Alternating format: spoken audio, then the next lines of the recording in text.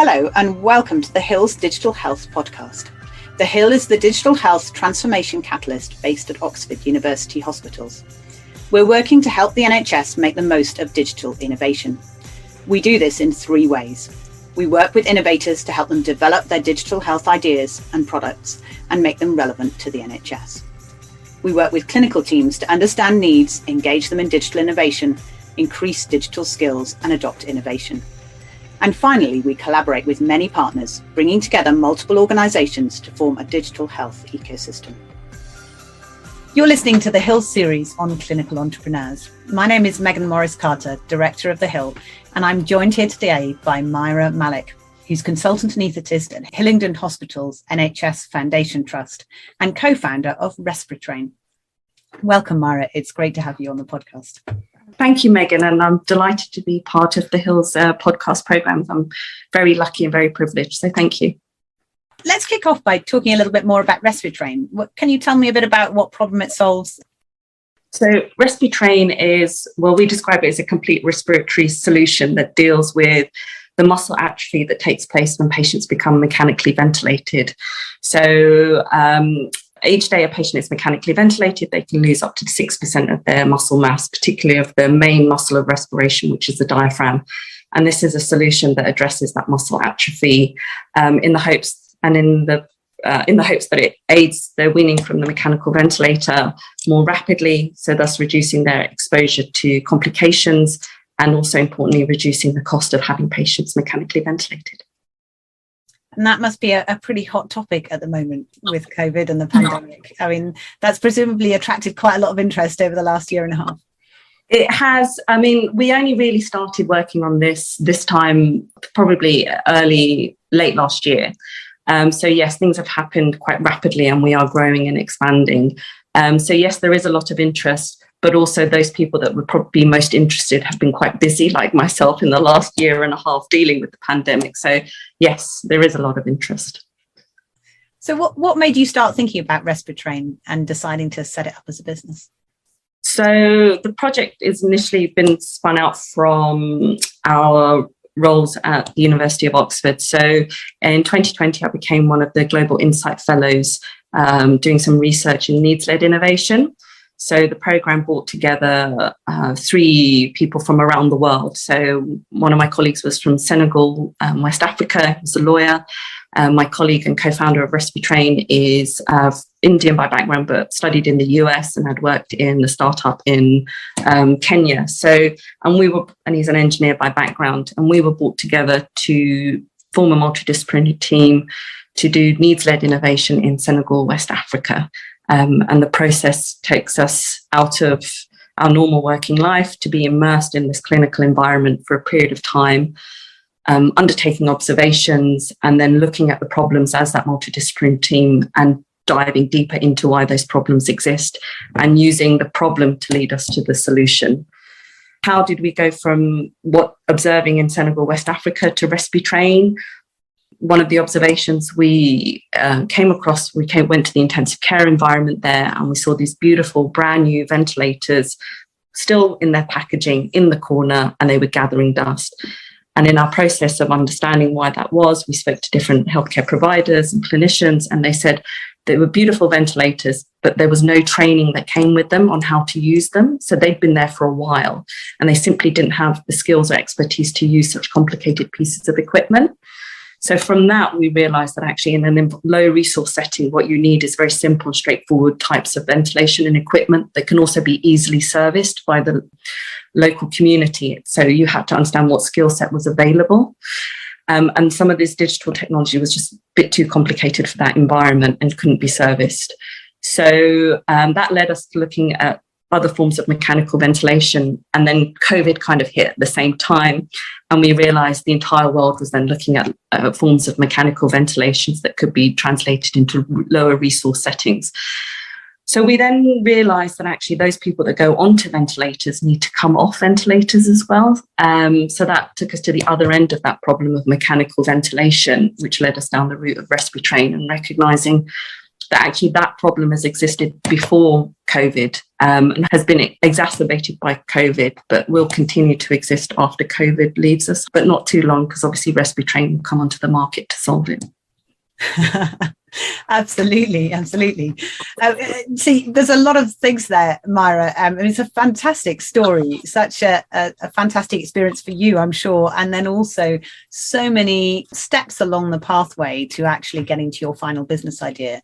And I think that's quite common, isn't it, really, that you might observe a particular problem or have experience of a particular problem yourself in the clinical setting, but often what is actually commercially viable, or what's actually a solution that's relevant and needs to be put into the marketplace, is quite different. Yeah, for me, it was recognizing that because we were such a diverse team, we brought that diversity of thinking to the problem. So when I was observing the problem, my colleagues were, we thought we were seeing the same thing, but when we had our discussions, we realized we were viewing the problem, that particular problem, from multiple different perspectives. And that gave us a real depth of understanding. So I recognize you can see problems on different depths. So you can take it on a superficial level, but you need to delve deeper. And in the process, the biodesign process, you take that time to delve deeper into the problem. And doing that leads you to a solution. And the idea is that the solution is a better fit for the problem because you've generated a deeper understanding of that problem. So recognizing as an anaesthetist, yes, I've spent a long time ventilating patients and extubating them and understanding the weaning process. I've only viewed it from really one type of perspective, and being with my colleagues and sort of taking a more research type approach to it now, I've had to delve much deeper into it, into the physiology, the pathophysiology and the science behind why the weaning process is what it is. I remember when I first came across your concept, actually, I was fascinated because I had no idea that this was going to be a problem. But once you'd said it, then it made perfect sense that that would be the case. One of my ex-colleagues from the Hill, we're very fond of learning from and reflecting on things that we've done and making sure that, you know, next time it's always better. And one of the things that she used to very much like doing is something called the 5 whys, which you may have come across, where, you know, every time you get an answer to the question why, you ask why again.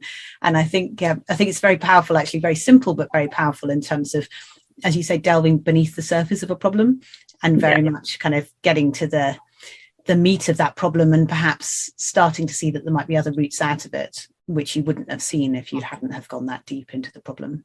Yeah, and I think that's where, as a clinician, having been on the receiving end of solutions to problems, and so when they don't necessarily fit into our systems and processes of working, it can be a real upheaval to adopt them, which is a real shame, because some of the solutions, if they'd been tweaked in slightly different ways and maybe had clinicians involved at a much earlier stage, would have meant that their uptake of them would have been perhaps a bit more. And that, for me, is one of the key things that we understand, not just as a doctor perspective, but, you know, our physiotherapy colleagues, our nursing colleagues, those that are going to be by the bed space for a prolonged period of time. How will this solution impact their working life, and how can we integrate it into their ways of working and not add any more burden to which is already a very stressful job?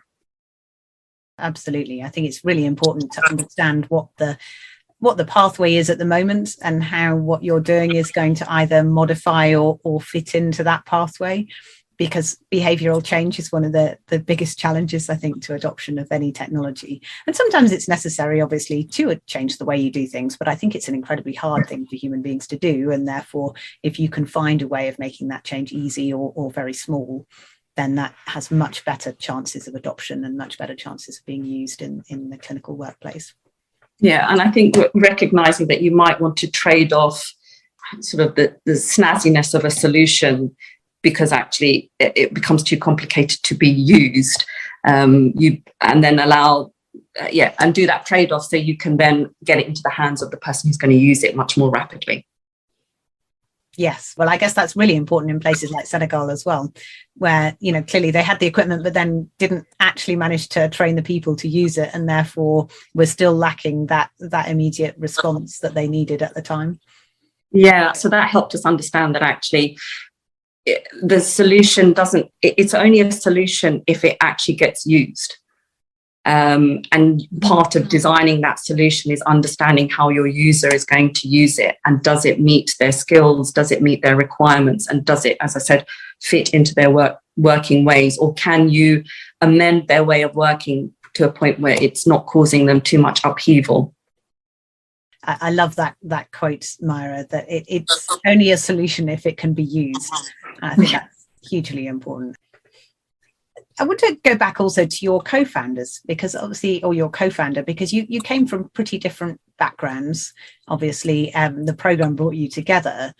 What do you think is the value of that sort of multidisciplinary setup in a startup?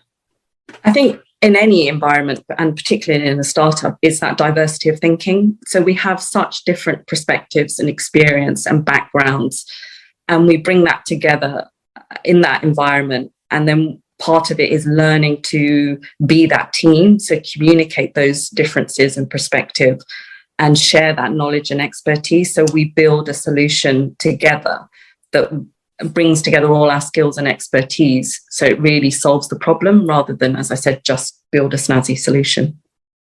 It's one of the things that I often teach when thinking about teams in startups, is that you need a diversity of thought, but then you need a focus on a shared vision.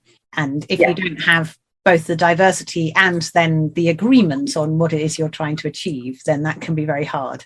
Because if you just have diversity, then you end up going off in different directions, and things don't work out for your startup.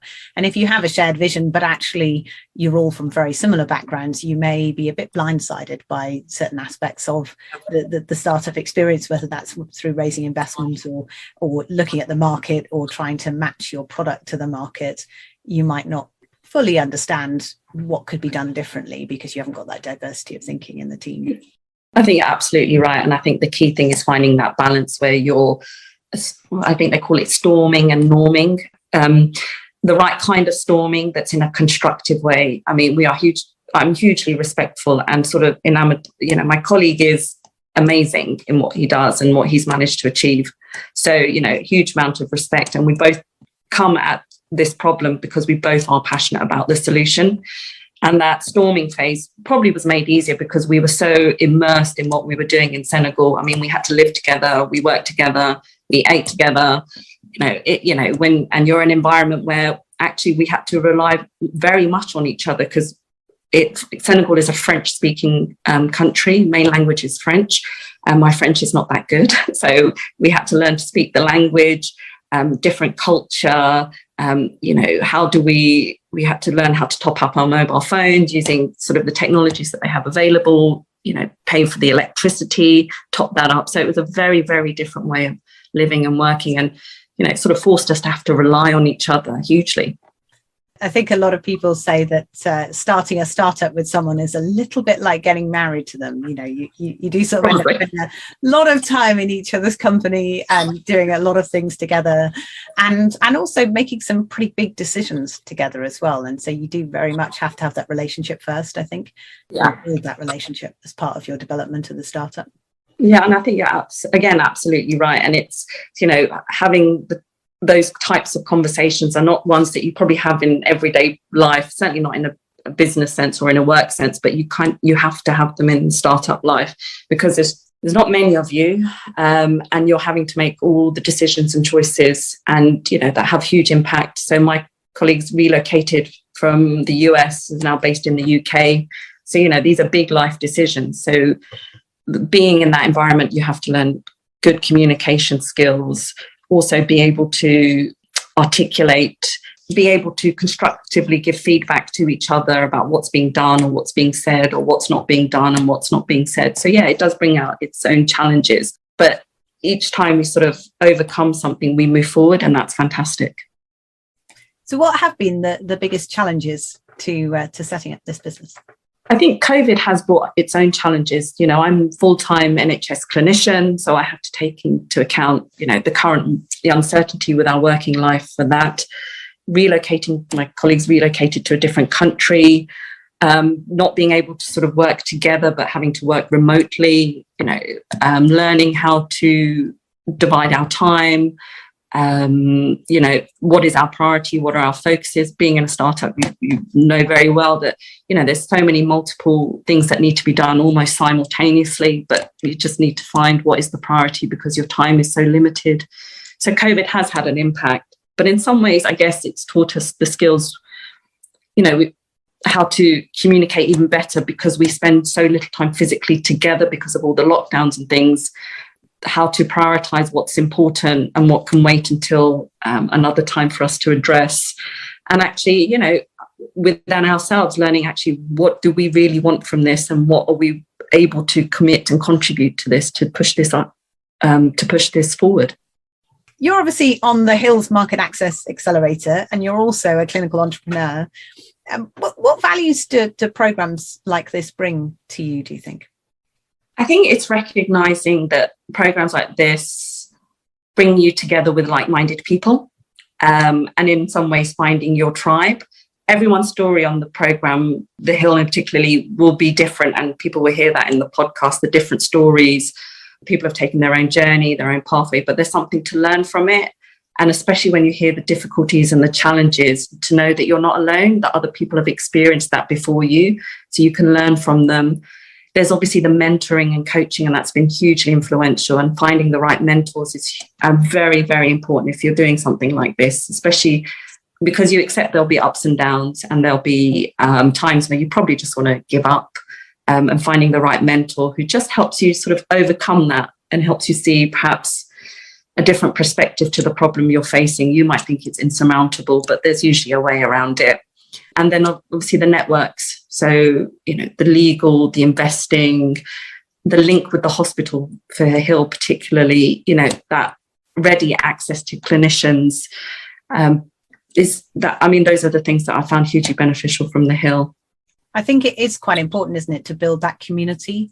And one of the things we very much try and do is to sort of bring together people who wouldn't necessarily meet each other in the course of their daily work, because if they're not an entrepreneur, they won't have come across investors before, or they won't have come across business mentors, or they won't have met people who might be helpful to them in more of a business sense rather than necessarily a clinical sense.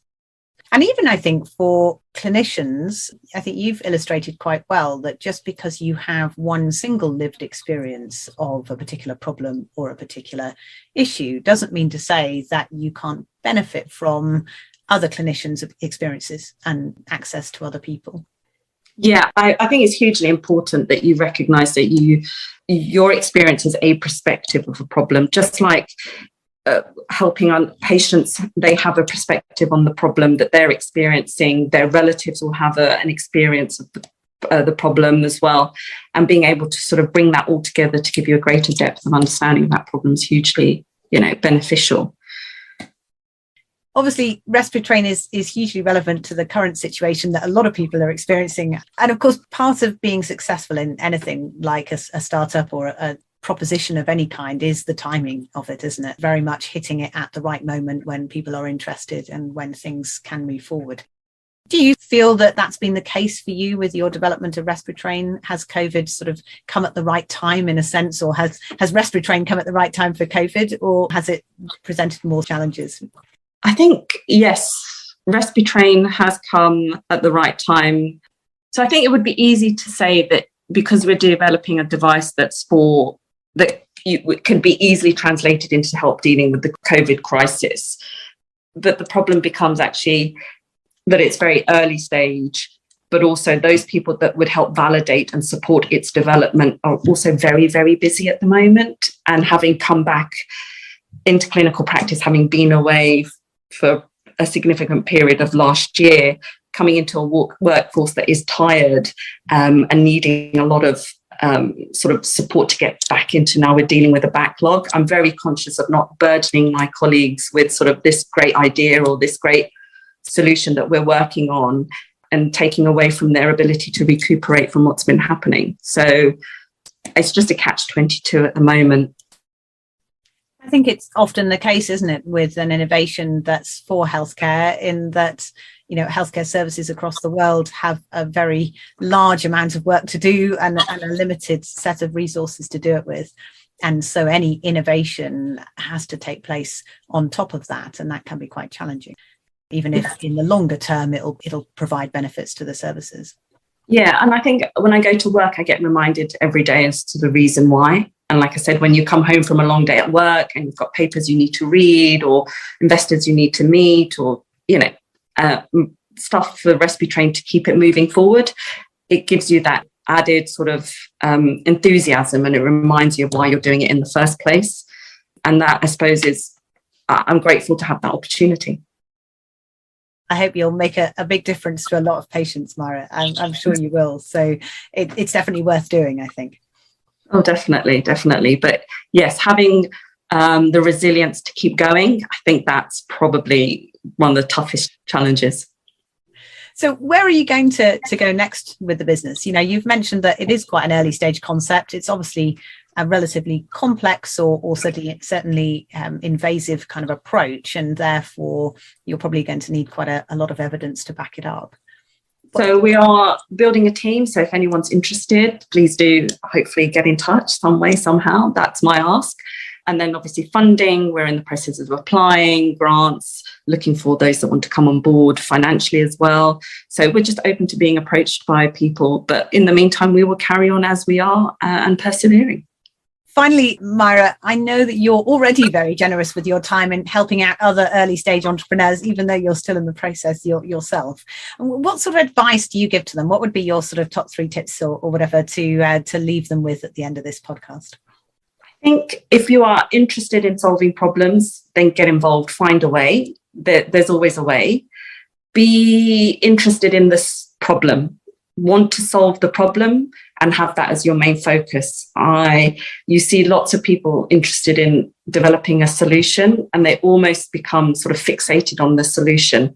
And sometimes when you work through that with them, the solution, as I said before, doesn't always fit the problem. So I would always be driven by the want and the desire to solve this particular type of problem. That's a brilliant place to end, Myra, and I fully support your thought there that needs-led innovation is hugely important, and understanding those needs in a great deal of depth and really getting to the bottom of how multiple different people from different disciplinary backgrounds understand and relate to that problem really then helps you to create solutions that can genuinely change the lives of clinicians and the lives of patients. Thank you. Thank you for this opportunity. Thank you ever so much, Myra, for joining us on the podcast. It's been fantastic to hear your journey, and I wish you the very best for RespiTrain and your clinical work going forwards. Thank you very much, Megan. It's been wonderful. You've been listening to Myra Malik, who is the co-founder of RespiTrain and also a consultant anaesthetist at Hillingdon Hospital's NHS Foundation Trust. If you'd like to know more about Myra or any of the other entrepreneurs who are on the Hills Market Access Accelerator, do reach out to the Hills team or see us on our website at www.thehilloxford.org for more information.